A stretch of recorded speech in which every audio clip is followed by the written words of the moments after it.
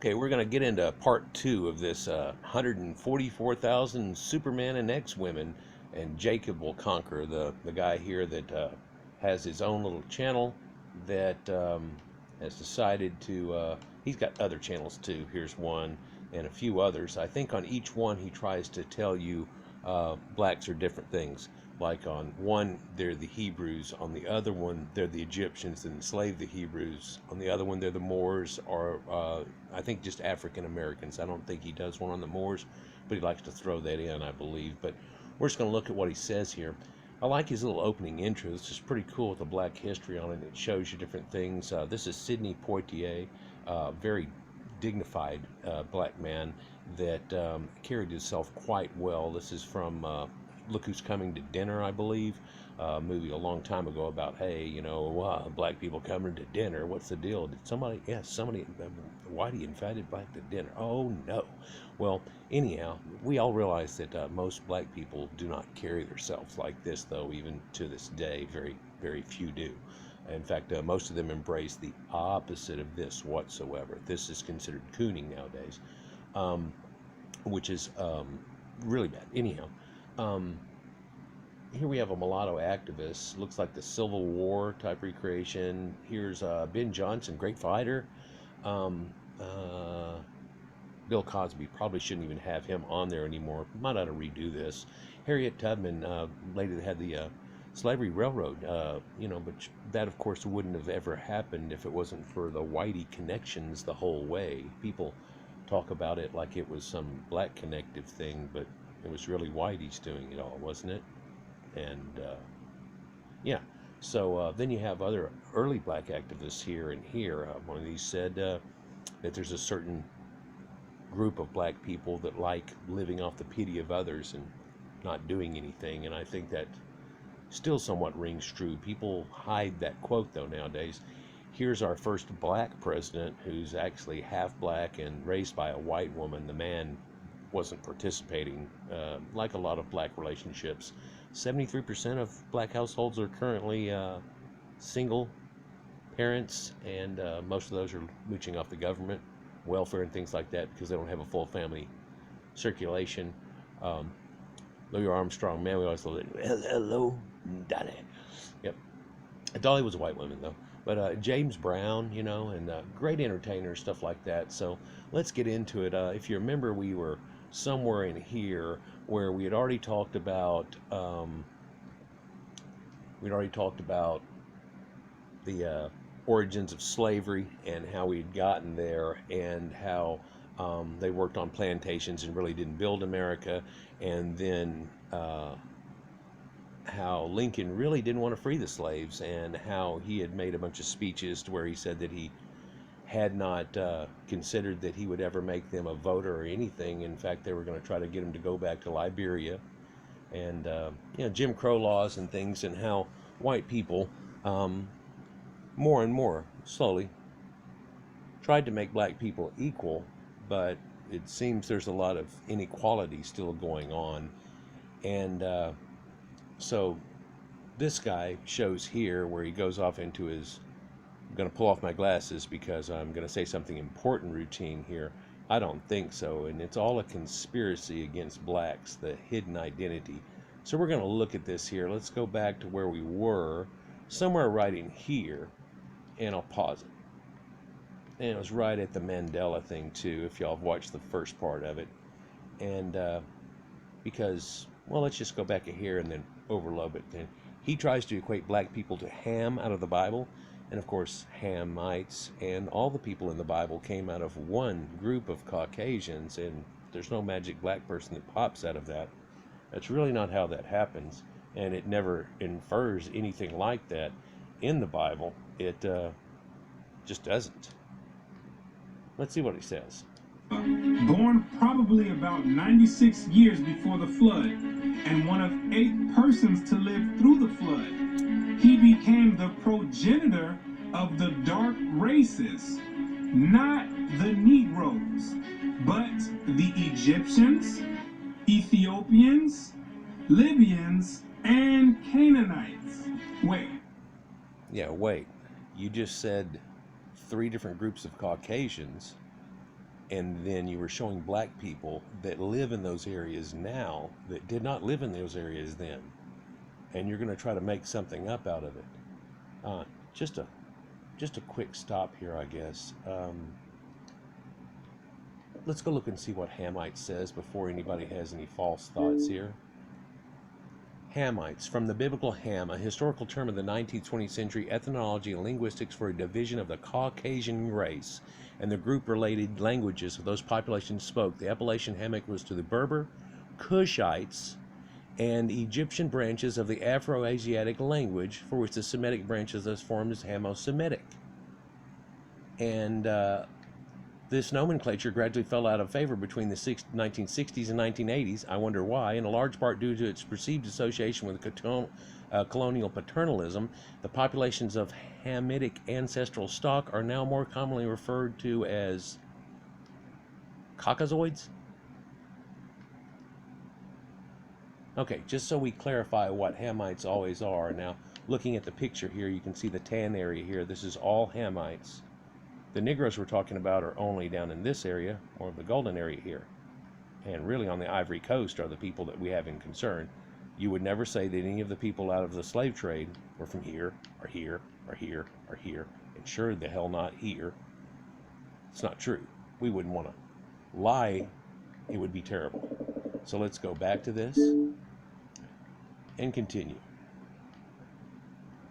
The churches and the pastors, which are set up by the government, all teach in unison a doctrine that all black people come from the seed of Ham. But no, y'all have twisted that, because you say it's a curse, and then they say he's going to be a servant of servants, and that must make it. In fact, if you'll read the wiki on Hamites, it tells you how the Arab slave trade used that concept and said, aha, but it's not true. Genetics and logic tell you that two people coming out of a boat have 3 kids that are white, and they have kids, and I don't care if one sees one of them naked or anything stupid. And by the way, does Noah get to curse somebody and make magic? Is that the way you want to put it? Noah gets to do this now, huh? It's not the way it works, people. Once you open up scholastic sources, you'll find out that the biblical scholars say something totally different from what's taught in Orthodox Christianity. No, it's the same, really. What do they mean by Ham is the father of the dark races, but not the Negroes? That means the people that are living in the Mediterranean and closer to the equator that are a whole lot more tan. I mean, just look at North America and how tan the people are up north of the Caucasians, and then how tan the guys are down south, and the rednecks and the lifeguards and things. And of course, more of those people are farmers and doing things, and they're out in the sun much more. And up in northern climates, not as much. In fact, that was the reason for the Civil War. All the farms are down in the south, right? Oh, and back then people used to powder themselves and keep themselves very pale. Oh, they had to keep their women pale. It's an edict Caucasians have had since way before recorded time. It's in the Egyptians. Look, there's the tan men drawn with the red ochre, and then there's the pale women that are with them and stuff. Not always pale women, though, because some of these women are out doing things, and anytime somebody is shown in doing action, they take away the paleness of them. It's all symbolic, having to do with the Deseret, or the desert. Anyhow. Negroes themselves are a dark race of people, so how can you say that Ham is the father of all these dark races and exclude the Negroes? It's real easy. They all came from Caucasians, and by dark back then, because they really didn't even know Negroes existed at that point. I mean, the only contact anybody had were the Egyptians far up in north, and they had an edict not to let people through. There's a whole, well, let's look at this again, I guess. There's a famous thing called the Simne Stele of Senusret II. And Senusret II says, the southern boundary made in the year 8 under the majesty of the king of the upper and lower Egypt, King Kur, who is Senusret, who is given life forever and ever in order to prevent that any Negro should cross it by water or by land or by ship or by any herds of the Negroes, except a Negro who will come to do trading in Icon. That's past the border up here at the end of Simne. It's way down here. And every good thing will be done with those, but without allowing a ship of the Negroes ever to pass going downstream forever. dick washers. They just weren't really part of Egypt. They really weren't part of any of this in the Bible. It's all a Middle Eastern thing. And they say, well, Egypt is in Africa. Yeah, but North Africa, all the way around the whole Mediterranean. There was nothing stopping people from the Levant to all of a sudden, and they're back now. It doesn't work that way. You want it to work that way, but all North Africa above the Sahara was always Caucasians. And whenever it used to be green, that was Caucasians too. They've proved it with archaeology. We don't need to go there in this video. I have vids on that. The Green Sahara Project. Look it up. What are the biblical scholars trying to convey? They're trying to convey the fact that blacks aren't mentioned in the Bible. Look, it's just this simple. India had their own religion. China had their own religion. Everybody had their own religions. The Caucasians of the Mediterranean and everything moved up and left there, the diaspora, and became the Romans and all the people of Europe that embraced that same, from the Sumerians, which were also Caucasians, blue-eyed. All these people had this belief since primordial times, and it's all coming together. Sure, the Greeks had a twist and the Egyptians and everything, but really close study will show you they're all based on each other, and the Bible's based on Sumerian accounts. I've been proving that here lately quite well. I've got one coming out where an Asian man does a Shinto thing that shows some reveals of more of Genesis and things too, but we'll go there in another vid. Will come out real soon. I'm going to try to put these back to back real quick to each other so you get them in succession. What scholars are saying is that you're not African. No, they're not saying you're not African, but they're saying you're not mentioned in the group of people they talked about back then and called Africans. And by the way, Africa is named after a pale Caucasian man, a general. So, boom. Before that, it was called Libya. Look at these old Herodotus maps. It's rounded off at the bottom. Just Google image Herodotus map. It'll show you there's no sub-Saharan Africa. They don't even really know it exists. There's only 4 families, according to the Bible, that make up the native population of Africa, yes, or the land of Ham. And the biblical scholars know that you don't descend from any one of those 4 families. No, you don't. In order to write that in a scholastic and academic book, the biblical scholars have done extensive and thorough research on both the so-called Negroes and the Africans, the native Africans. And they came to the conclusion after the extensive research that the Negroes don't have anything to do with the native Africans at all. Now, they did this first with just looking at the compilations and figuring out if any sub-Saharans had ever made it over there and if the Nubians were any bit kin to them whatsoever, because that's the only black people they ever ran into. And it was no. And there was a few scholars that said weird things, but and blacks always grab onto those few instead of the conglomerate. Some of those people even recanted their stories, like Volney. They always talk about, he saw the Sphinx and said something nice, and they want to recant that to you. They don't want to recant the next page where he turns around and says, once I saw everything, I recanted. But let's continue. They're 2 totally separate people. Yes. In the 1840s, Morton collaborated with George R. Gliddon, an Egyptologist, who provided him with mummy heads and information about the racial significance of Egyptian tomb inscriptions. Yeah, what he did was he gave them a bunch of the mummy heads that they had from old burials all the way through. They wanted to see the differences into them, and this man was studying craniometry and figuring all this stuff out. Look at these pictures of all these skulls. They have just hairline differences between each other, and he's showing you all the morphology. He goes through the trouble of every little tooth, every little thing about these guys, their dental pattern and how it matches these people's dental pattern. You bite into an apple, it's going to look a little bit different. There's a lot of slight variations on a theme, and people were back then able to do this in 1844. Now we've gotten farther and farther and more and more and more and more, and all this archaeology is built up to say no, but it's funny how modern Negroids have leached onto it again, and especially in the proof of genetics, which shows that no, really no. In fact, King Tut's DNA shows up to be Eurasian and European, so no.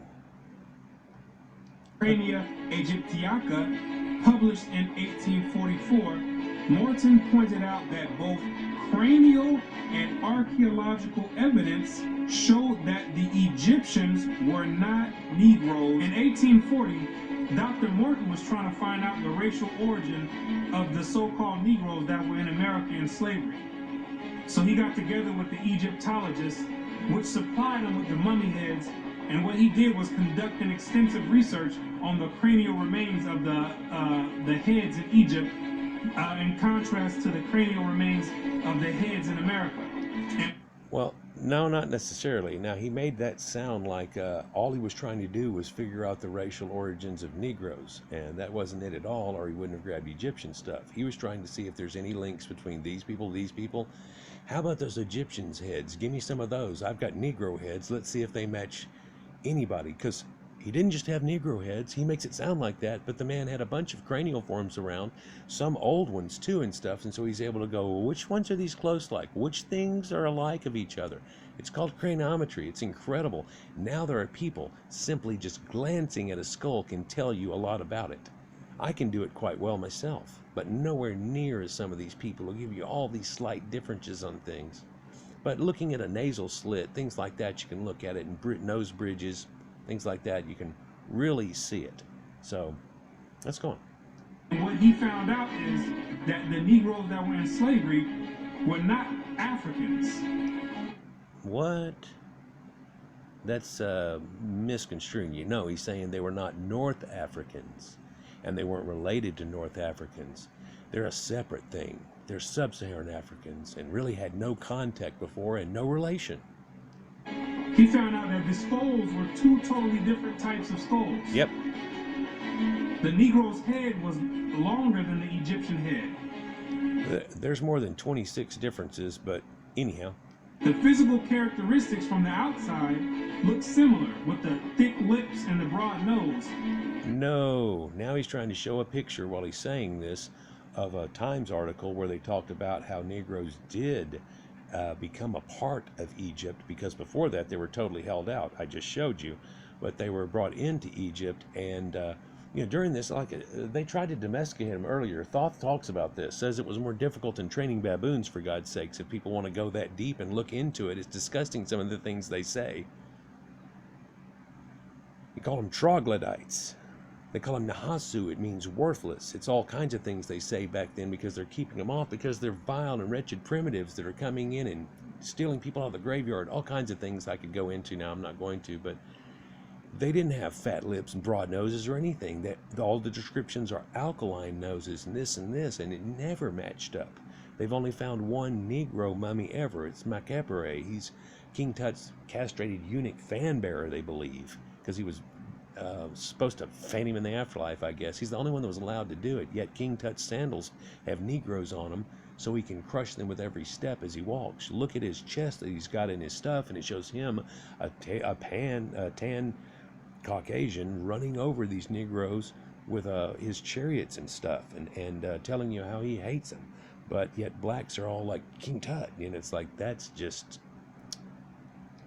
But once you start delving into the real characteristics, they found out that there were two totally different people, as abolitionists and colonizationists had maintained, and that in fact blacks had been relegated to the same servile position in ancient Egypt as in modern America.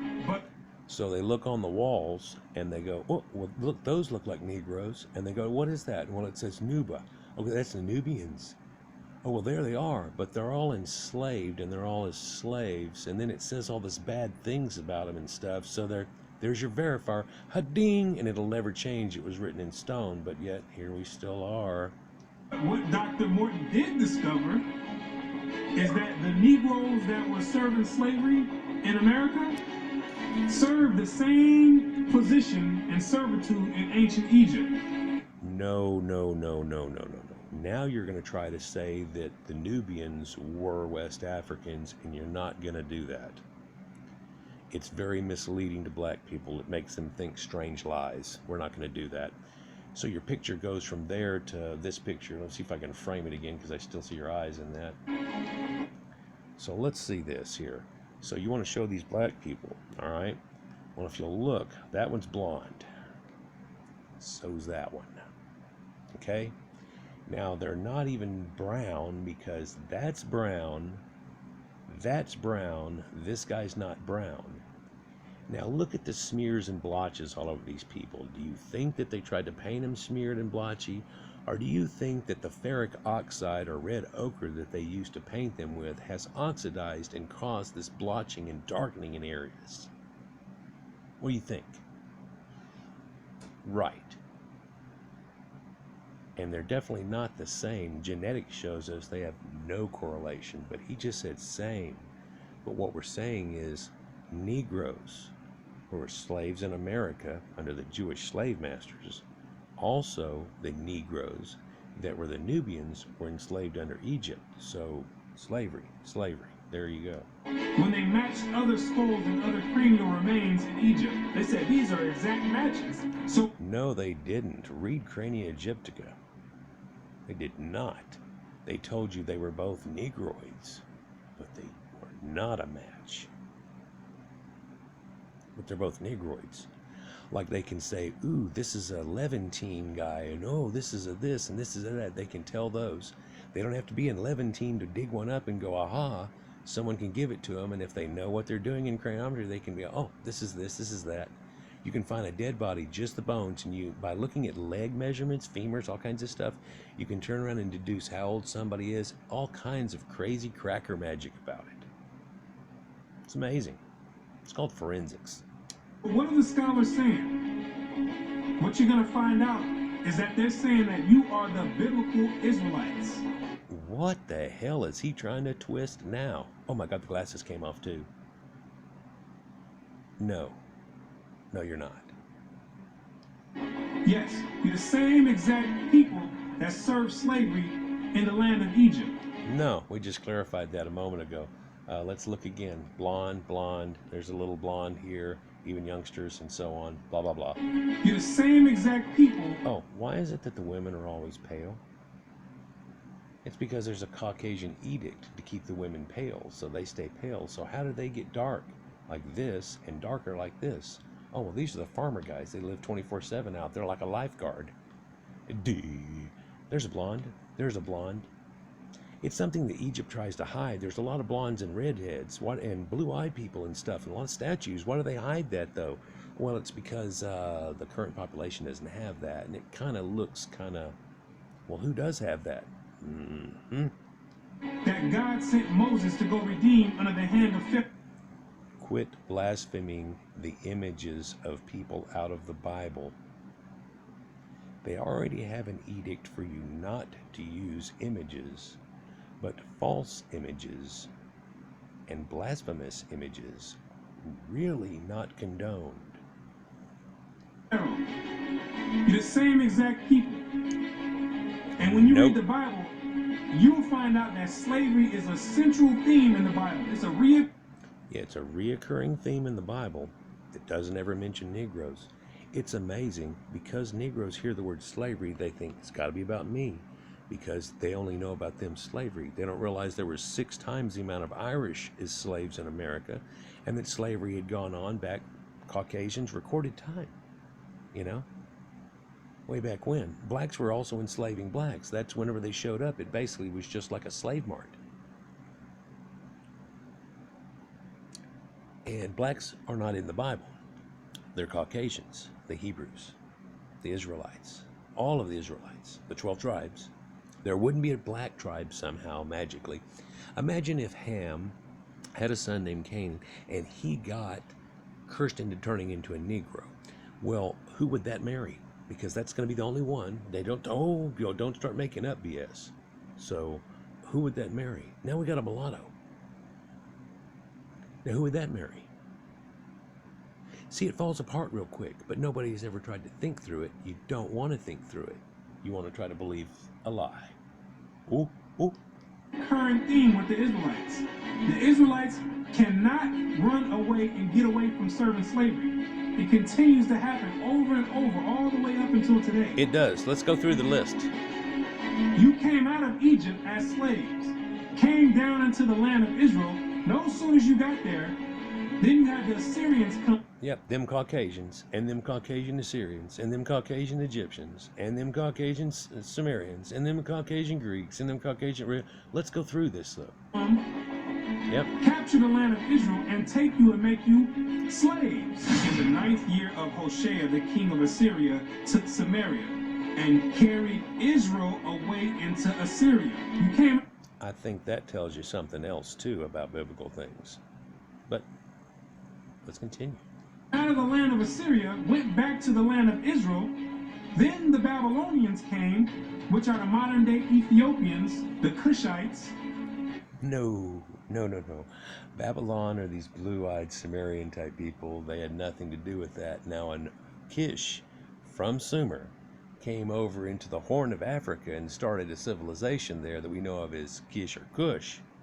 But that's not what we know as Ethiopians now. The Ethiopians now are an admix people, about 40 to 50% Caucasoid, and then a later black admix coming into them. Just because they describe the people as being tan and stuff does not make a Negro. Swarthy does not make a Negro. Came to the land of Israel and made you slaves. Yep, so all Whitey. Israel were reckoned by genealogies. And behold, they were written in the book of the kings of Israel and Judah, who were carried away to Babylon for their transgression. Yep, now that's the Babylonian captivity. And before that, they didn't even have Deuteronomy or anything. A lot of biblical scholars know that now, and they were given it after it was somehow found by one of these Levitical priests and given to them. Oh, I can't read it, can you? To the Israelites, and it gave them the idea of Moses and so on too. But that's another story totally. But then again, these are Caucasians under slave. Under Caucasians. No blacks are involved at all. Oh, they're slaves, they're going to be black. Duh. No. You came out of the Babylonian captivity, went back to the land of Israel. Then the Persians came on down there. Well, actually, the only reason you got... See, it's funny how he twists and he says things just totally out of context. Actually, the reason they got out of the Babylonian conquest, they weren't just like let go or anything silly. Cyrus the Great, a Persian, who Herodotus, by the way, says along with the Medes are actually Aryans. Oh, snap. And at the time he's talking about Colchians, which are way up near Russia above the Caucasus Mountains, and he says those people are the same as the Egyptians. And we're not going to be able to get away from that either. But these Persians from Cyrus the Great let them loose, put them back into their city, and just like back then, whenever they jumbled people around, whenever they freed them and put them there, and they took the old temple of Baal and turned it into the temple of Jerusalem. And the Wailing Wall that people currently wail at now, by the way, is the side of the Roman fort that was built there, and they're not even really wailing at the right wall. That's another video, though. Took the Israelites and made you slaves. Again. For we were bondmen, yet our God hath not forsaken us in our bondage, but hath extended mercy unto us in the sight of the kings of Persia. You know what's odd about this? There's two things that are odd about this. That somehow people have in their mind that there's this little bitty island called Israel, and while all these other people, the Akkadians own the whole area, and Egypt owned the whole area before that, but then after those, the Greeks came through and owned the whole area, and the Romans owned the whole area, but somehow through all this, there was this little island of no. And that's not true either. They were subjugated the entire time. It never was we own. The we own came before they even came in. They came in because we own destroyed. If you understand it correctly. You came back from the Persian Medo captivity, went back to the land of Israel, rebuilt the temple up. Yep. Caucasians. Then the Greeks came on down there. Yep. Took you and made you slaves. Again, slaves. Treat them that they would take the yoke from them. For they saw that the kingdom of the Grecians did oppress Israel with servitude. Oh, snap. After you came from the Greek captivity, you went back into the land of Israel, rebuilt the temple because the Greeks were sacrificing swine and pig on the altars. It's not why they had to rebuild the temple or anything, but... No sooner as you came back to the land of Israel, then the Romans came. Yep. And had you, during the time of Christ, as slaves. Well, they were subjugated. The whole area was. Herod, was over that. I mean, we clearly know that, right? Right? And then what we don't realize is that Armageddon already happened just when Jesus says. He says in 33 AD that it's going to happen in a generation, which is 40 years symbolically, and then somehow exactly 40 years later is the fall of Jerusalem after what's known as the Jewish Revolt. They had an uprising in 66 AD. Now check the date on this. It was 66 AD, and supposedly it happened in the 6th month on the 6th day. So where does that, for those who have wisdom, let us count the number, come from? Well, this is all looking back. They wrote back about it later. All these prophecies were all written about later. I'm going to write a book, and I'm going to tell you I wrote it in 1600s, but it's going to be about Abraham Lincoln and Kennedy, and you're going to think I'm a prophet back then and go, woo. But it's not the way that it works.